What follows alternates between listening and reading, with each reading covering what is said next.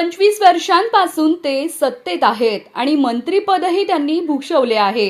मात्र या काळात त्यांनी केवळ मला आणि माझ्या संस्थांना त्रास देण्याशिवाय काहीही केले नाही असा धक्कादायक आरोप धर्मराज काडादी यांनी केला।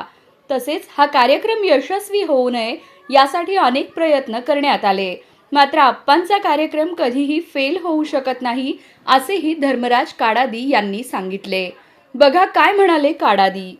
आणि ह्या लोकांनी 25 वर्षात आमदारकी मिळाली, मंत्रीपद मिळालं, पण ह्या विकासाची सर्व संस्था आमच्या सहकार्याच्या माध्यमातून, सर्व संस्थांच्या मेंबरच्या माध्यमातून आज महाराष्ट्रामध्ये अतिशय चांगल्या पद्धतीने काम करतात। आज त्याला उत्तर आहे एवढा खुलासा मी आजच्या या ठिकाणी करतो।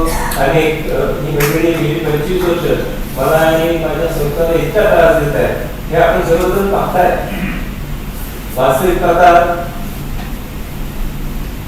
त्यांनी काहीतरी मोठं काम सोलापूर शहरात 25 वर्ष आहे, कमी काळ नाही, 25 वर्ष काम मंत्रीपद असतानाही ते काही त्यांनी केलेलं आपल्याला मला माहित नाही। आपण जास्त टिकणार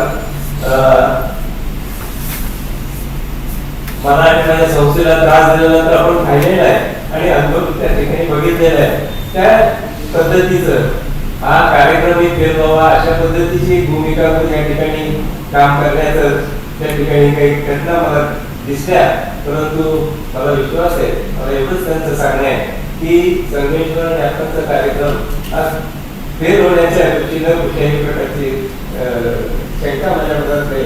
आणि म्हणून आज पुन्हा एकदा या सभेला हा खुलासा खूप झाला, या ठिकाणी पुन्हा एकदा सर्व प्रमुख पाहुण्यांचं संगमेश्वर एज्युकेशन संस्थेच्या वतीनं मी मनपूर्वक असं स्वागत करतो।